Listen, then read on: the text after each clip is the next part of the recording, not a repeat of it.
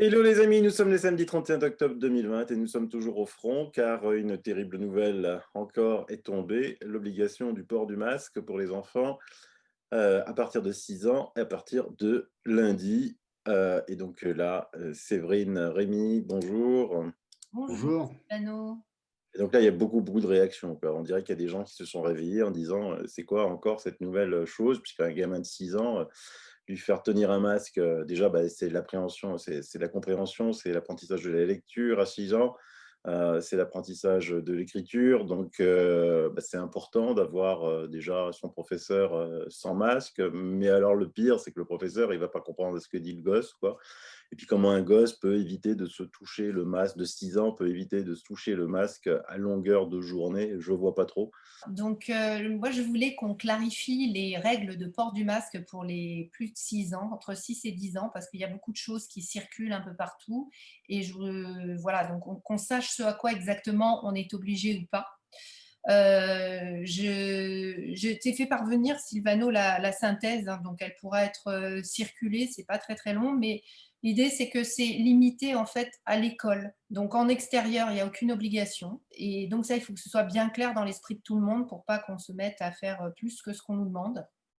Et même à l'intérieur en fait de l'école, on a discuté de ça devant le Conseil d'État, donc c'est là où on va réutiliser ce qu'on a pu obtenir la dernière fois.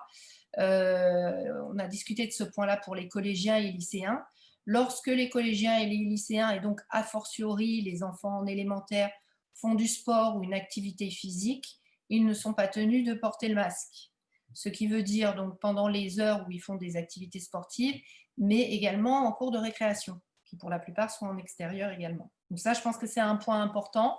Vous avez, enfin pour ceux qui sont, qui sont dans la plateforme en fait Agir ensemble, il y a la position du ministre en fait qui a été donnée justement pour les lycéens et les collégiens, qui peut être invoquée encore ici pour les élémentaires, parce que ce sont les mêmes articles hein, qui s'appliquent, même si c'est un nouveau décret. Donc, j'y résume, pour les enfants de plus de 6 ans, le port du masque que à l'école, pas à l'extérieur, pas qu'ils s'amusent à, en plus, balader les enfants quand il y a la promenade avec des masques, y compris dans des villes où le port du masque est obligatoire en extérieur.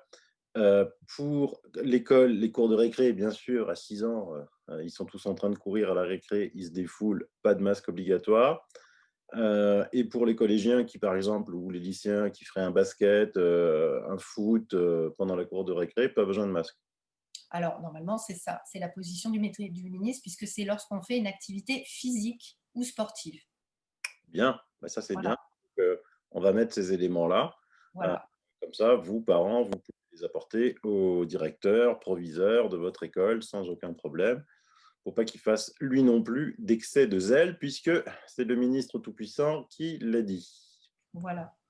Alors, du coup, on a mis en place, en fait, maintenant, ça va être recours contre les masques qu'on est obligé de mettre à jour, puisqu'on a les décrets initiaux qui ont été modifiés. Et on a mis au point, en fait, une nouvelle stratégie. Donc, il va y avoir encore 2 recours qui vont être faits en parallèle. Donc, un recours qui va être fait spécifiquement sur la nouvelle disposition concernant les plus de 6 ans, parce que ça, c'est une obligation nouvelle. Et donc, du coup, ça ouvre la possibilité de faire un nouveau type de procédure, le référé liberté. Et donc, on va focaliser ce référé liberté là-dessus. Alors, j'ai contacté beaucoup de grands noms des neurosciences pour les enfants pour essayer d'obtenir leur soutien si par hasard il y en a qui nous écoutent aujourd'hui, qui n'hésitent pas à prendre contact pour nous aider à développer notre argumentaire. Et puis, donc ça, ce sera pour les 6 ans. Et en parallèle, nous allons lancer donc le fameux recours contre les masques qu'on voulait lancer déjà en version un peu 2.0, c'est-à-dire sur la base du nouveau décret. Mais on devait le lancer la semaine dernière et puis on s'est dit, au vu de la volatilité en fait de la réglementation, on a dit on va attendre les annonces. Et on a bien fait parce qu'effectivement, il y a eu ce pavé dans la mare qui est l'imposition du masque pour les plus de 6 ans. Et donc, ça va nous permettre de mettre au point une stratégie différente et de ne pas, voilà, de pas avoir perdu de temps. Donc là, on va repartir sur un décret, enfin sur un référé suspension contre le nouveau décret donc, qui a été publié hier. Et là, on va encore attaquer de nouveau le port du masque dans son ensemble pour toutes les catégories de personnes, c'est-à-dire demander la suspension de cette obligation, que ce soit dehors, dedans, et peu importe qui on est. Alors, comme on veut quand même, in fine, obtenir quelque chose, c'est pour ça qu'on prévoit parfois des lots de consolation. Mais si on peut avancer en faisant la politique des petits pas, c'est ce que je disais ce matin en fait à une personne qui est d'un collectif qui était un petit peu désespérée et qui voulait que les choses avancent plus vite. Notamment, les sénateurs, elle trouvait que ce qu'ils ont décidé en fait n'était pas assez. Mais comme je l'ai dit, c'est la politique des petits pas. Il faut aussi faire preuve de gratitude lorsqu'on on obtient des petites victoires. Il n'y a pas de petites victoires parce que chaque petite victoire, c'est un pied enfoncé dans la porte. Et il faut essayer au fur et à mesure d'ouvrir la porte. Voilà. J'ai une Donc, question piège. On a vu qu'il y avait beaucoup de maires qui faisaient des décrets pour l'ouverture des commerces, parce qu'effectivement, comment comprendre qu'une petite boutique, je ne sais pas moi, de vêtements qui accueille deux, trois personnes, doit rester fermée et le grand hyper du coin ouvert où on peut s'acheter des vêtements et s'entasser à 1000 dedans. Est-ce qu'un maire pourrait mettre un décret autorisant les enfants de 6 ans à ne pas porter de masque? Bonne question. Alors, est-ce que il le pourrait en tant que quoi? J'ai du mal à parce que là, effectivement, là, il le fait en tant qu'autorité de police. Alors, parce il réglementerait l'ouverture des magasins. Là, il faudrait voir quelle base il aurait pour permettre ou non dans les écoles. Et alors, le souci principal qu'il y a sur ça, mais c'est à discuter, à mon avis, au niveau juridique, c'est que il contreviendrait à des mesures qui sont liées à l'état d'urgence. Alors, est-ce qu'un maire peut aller en contradiction avec des mesures d'état d'urgence? alors, Ça il y a 2 points. J'ai vu qu'il y avait, je crois que c'est Bruno Retailleau qui avait prévu en fait une disposition dans la nouvelle loi de prorogation de l'état d'urgence qui permettait au préfet de revenir en fait sur certaines obligations, certaines mesures, si les conditions locales en fait s'amélioraient. Et je lui ai fait remarquer que ça serait bien qu'il le fasse au niveau du maire, des communes, parce qu'effectivement, les situations relatives à l'évolution de la pandémie sont plutôt observables en fait au niveau des communes plutôt qu'au niveau du département. C'est quand même assez large en fait comme surface. Donc c'est vrai qu'il faudrait à mon avis qu'il y ait une autorisation, mais bon, ça c'est quelque chose qui pourrait se discuter. Et je reviens sur les arrêtés qui ont été pris par les maires. Le fondement sur lequel ils l'ont pris et qui est vraiment très pertinent, c'est celui de la distorsion de concurrence. C'est qu'effectivement, les petits commerçants et les grandes surfaces, en fait, sont en concurrence. Et du coup, cette réglementation, elle provoque, en fait, elle a des conséquences sur le déroulement normal de la concurrence en privilégiant une certaine catégorie d'opérateurs. Ça, effectivement, ça pose un problème. Donc, du coup, ils ont vraiment un fondement. Là, on est un petit peu sur autre chose. En plus, on est sur les questions sanitaires. Mais ça serait, à mon avis, quelque chose à… C'était une question comme ça qui m'était venue. Et donc, qu'est-ce qu'on doit faire pour le port des masques pour les petits là, de 6 ans? Alors, on est en train de… Bah là, on est déjà en ordre de bataille. Je pense que s'il y a effectivement des personnes qui sont des scientifiques, des enseignants, qui ont une parole reconnue et qui pourraient en fait justement nous aider à porter cette action auprès de l'opinion publique, je pense que ça serait une très bonne chose. Nous, de notre côté, on a déjà plusieurs chefs de file, entre guillemets, qui vont représenter les enfants, c'est-à-dire les enfants voilà, qui n'ont pas de difficultés particulières, mais pour qui en fait il n'est pas juste comme pour n'importe quel enfant de devoir porter en fait un masque.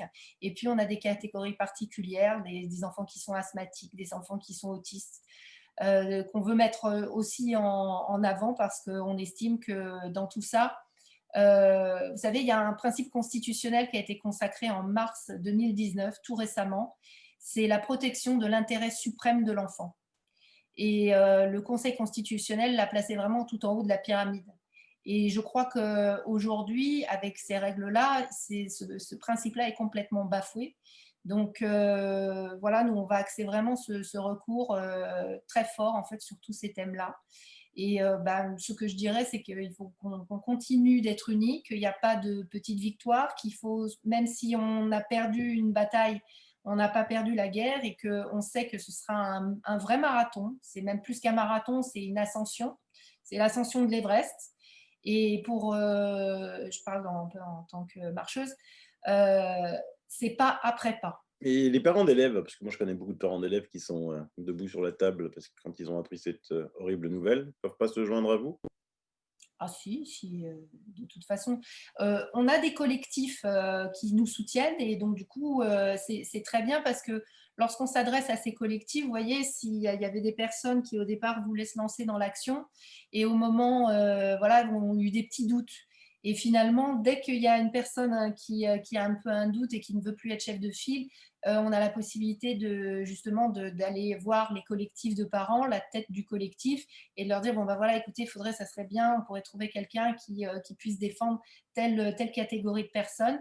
Et avec les collectifs aussi, on a toutes les remontées, parce que ça c'est très important. Je crois que dans notre premier contentieux sur les masques devant le Conseil d'État, on avait eu des rapports qui avaient été faits notamment par le collectif Stop aux violences obstétriques et gynécologiques, qui était un rapport mais hyper bien fait. Et du coup, quand on l'a présenté au Conseil d'État, c'est vrai que ils étaient vraiment très, très convaincus. Et ce qu'on aimerait bien, c'est que les collectifs, que ce soit des parents ou des enseignants, puissent faire la même chose, avoir des remontées avec des témoignages et tout ça organisé de manière carrée. Ça, c'est un document en fait qu'on peut vraiment produire et très convaincant. Alors, par contre, le délai va être super court pour le référé liberté. Bon, après, on aura le temps, un petit peu plus de temps pour faire notre référé suspension, mais pas beaucoup plus non plus, parce que l'idée, c'est quand même de ne pas laisser nos enfants et nous-mêmes supporter ce masque. Mais on va pouvoir, avec un petit peu plus de temps, pouvoir augmenter les informations et tout ce dont on a besoin pour prouver que ce port du masque, en fait, nous est imposé de façon complètement inutile. Rémi, quelque chose à rajouter? Non, non, bah, écoutez, effectivement, notre motivation est intacte. On travaille déjà effectivement sur toutes ces questions, hein, même le week-end, donc pas de repos.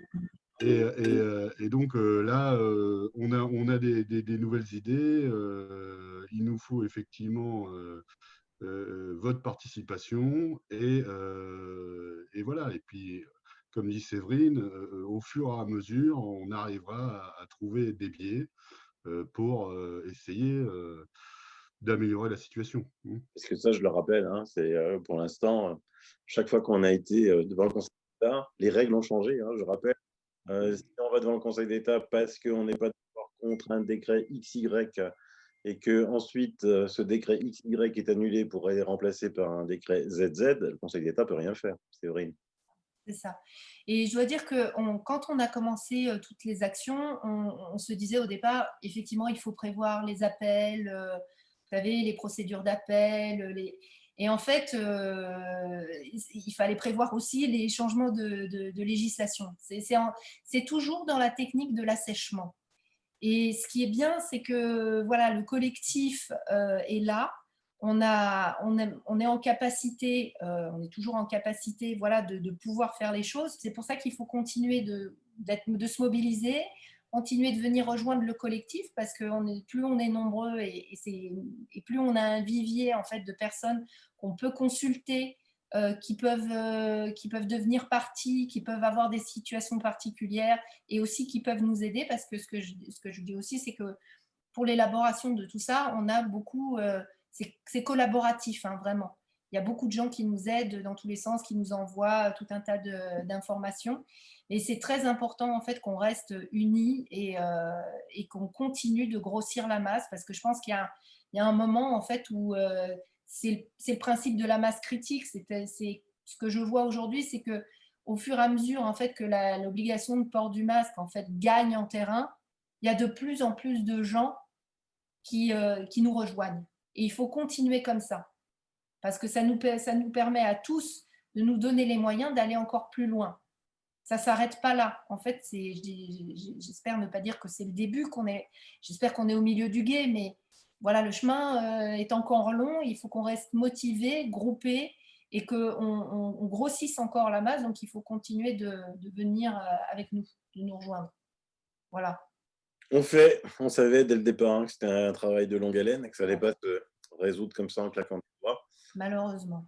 Et à un moment, il faudra aussi peut-être penser, alors je veux dire une bêtise énorme, j'en sais rien, je ne suis pas avocat, je ne suis pas juriste, penser à aller poser quand même une petite question au Conseil constitutionnel, parce que si chaque fois on va se battre contre des décrets XY et que le gouvernement les remplace sans suite, à un moment, il peut continuer comme ça 100 ans, quoi, le gouvernement. Ah, c'est ce qu'on a fait déjà, hein. C'est ce qu'on a commencé à faire effectivement sur la dernière action. Et donc, on va le faire de plus en plus. Effectivement, on va essayer de saisir le Conseil constitutionnel. On ne peut pas le saisir directement, nous, citoyens. Il faut que ça passe par le Conseil d'État, donc, et que le Conseil d'État transmette. Donc, c'est aussi l'objet de ces actions-là, d'essayer de saisir et d'alerter le Conseil constitutionnel sur ces questions de principe. Oui, parce que je vois, il y a Claire Hédon, qui est la défenseure des droits de l'homme. Elle est montée au créneau. Elle a encore fait un article dans Le Monde, justement, pour dénoncer tout ça. Il y a également un ancien bâtonnier, Burgu-Buru, qui est également monté au créneau. Lui, il est dans la Commission nationale des droits de l'homme. Donc, il y a vraiment une volonté d'essayer d'élever le conflit devant le Conseil constitutionnel, mais le premier essai qu'on a fait, le Conseil d'État a refusé. Mais on n'en reste pas là, on a bien l'intention d'essayer de nouveau, parce qu'on espère que justement au niveau du Conseil constitutionnel, qui a justement retoqué, je crois, sur la loi Avia, voilà, on a des libertés qui sont mises à mal, c'est de manière très très évidente. Donc effectivement, il faut qu'on arrive à percer pour aller jusqu'au Conseil constitutionnel. C'est le but de la manœuvre.